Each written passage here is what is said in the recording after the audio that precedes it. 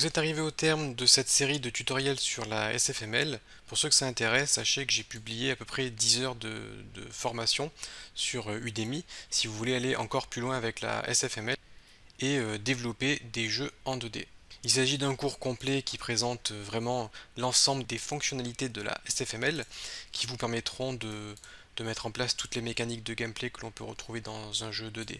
Ce que je vous propose, c'est que je vous laisse avec le trailer de la formation ainsi qu'une présentation du contenu, ce qui vous permettra d'en apprendre un petit peu plus sur ce que vous pouvez retrouver dans ce cours. Bonjour à tous et bienvenue dans cette formation qui vous permettra d'apprendre à créer des petits jeux 2D avec l'ASFML et le langage C++. L'objectif de ce cours est de vous permettre d'apprendre facilement et rapidement à utiliser les principales fonctionnalités de l'ASFML pour vous lancer dans le développement de vos projets.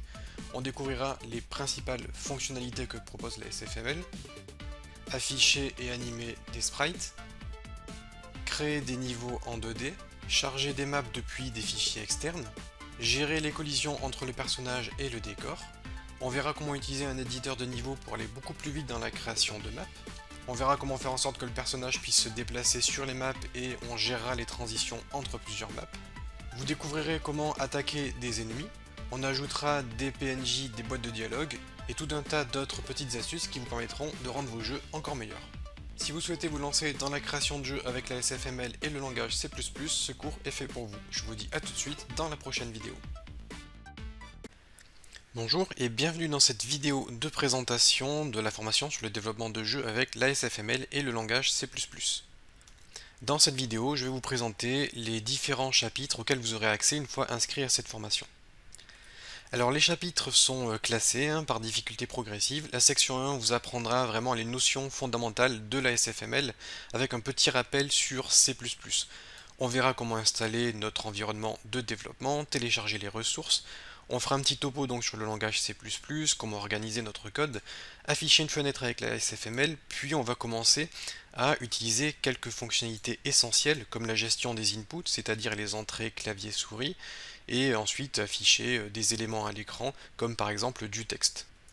En petit exercice, je vous apprendrai à modifier le texte en fonction des inputs utilisés, donc en fonction des touches clavier utilisées. Comme vous pouvez le constater, les vidéos sont toutes bien séparées. Chaque vidéo traite d'un sujet et vous avez accès à l'intégralité des ressources. Donc vous allez vraiment pouvoir télécharger chaque bout de code de chaque vidéo. Et évidemment, je vous donnerai également le projet complet avec l'ensemble des ressources produites au cours de cette formation. Mais en tout cas, vous avez accès à l'intégralité du code source et le code source est totalement commenté.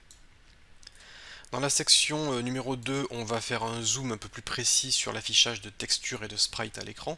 Donc on va charger des textures, créer des sprites animés, c'est-à-dire des personnages qui bougent tout simplement, avec le déplacement ou les animations d'attaque à l'épée par exemple. On verra comment déplacer le personnage à l'écran en fonction des touches du clavier utilisé, donc le personnage pourra se déplacer et il sera totalement animé. Et là, vous pourrez télécharger le projet complet qui est le projet en fait Visual Studio que vous allez pouvoir ouvrir et vous aurez l'état actuel de mon projet au niveau de cette vidéo là. La section 3 est un petit peu plus orientée tilset et collision. Donc les tilsets c'est des tuiles, des textures que vous allez pouvoir utiliser pour concevoir des maps et tilmap c'est la map, donc un niveau de jeu. On verra comment créer des niveaux, les charger, même les charger depuis des fichiers externes. On verra comment utiliser un éditeur de niveau pour aller beaucoup plus vite dans la création de nos niveaux. Je vous montrerai comment gérer les collisions de plusieurs façons différentes pour justement empêcher le personnage de traverser les décors par exemple. Mais les collisions peuvent être utilisées pour détecter si on a attaqué un ennemi, si un ennemi nous attaque, si on parle avec un PNJ, etc. etc. Encore une fois, vous avez accès à l'ensemble des ressources. Ici, on fera un petit peu de pratique, je vous donnerai des exercices et je les corrigerai en fait devant vous. Je vous donne l'énoncé et je corrige les exercices devant vous. On verra donc comment faire des transitions entre deux maps, comment afficher des monstres à l'écran, les animer, faire en sorte qu'ils se déplacent de façon autonome, par exemple de gauche à droite, faire une attaque à distance, donc on va tirer une flèche, et puis voilà, donc on aura vraiment un système complet avec des petits monstres qui pourront se balader sur la map. Toujours au niveau des exercices, on verra comment afficher une barre de vie avec des cœurs. Si on se fait attaquer par le monstre, on perd des cœurs, mais on a une période d'invincibilité, c'est-à-dire que si on se fait attaquer, on est invincible pendant 2 secondes avant de pouvoir reprendre des dégâts. Je vous montrerai comment vous pourrez afficher des PNJ, des dialogues, ce qui permettra par exemple de récupérer une mission, de faire la mission, d'obtenir une récompense et d'être remercié par le PNJ. Donc le personnage non joueur. Vous verrez comment jouer des effets sonores ainsi que de la musique pour avoir une petite ambiance dans votre jeu.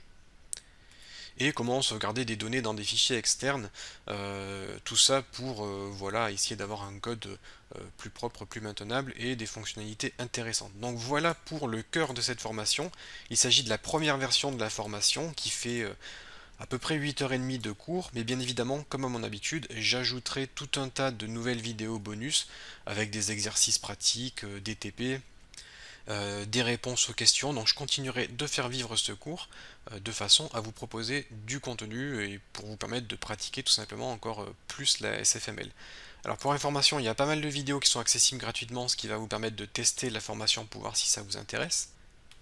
Le player de Udemy est très bien fait, vous allez pouvoir modifier la vitesse de lecture. Si vous trouvez que je parle trop vite ou trop lentement, vous allez pouvoir ajuster. Vous pouvez aller en arrière ou en avant dans la formation. Vous pouvez mettre des petits marque-pages si vous voulez prendre des notes sur un endroit précis. Donc vous allez pouvoir mettre vos petites marque-pages. Ajuster la qualité vidéo, zoomer. Vous aurez accès à la section questions-réponses où vous allez pouvoir poser vos questions, je pourrai vous y répondre. Donc voilà, on va pouvoir interagir ici et vous allez pouvoir suivre votre cours dans les meilleures conditions possibles.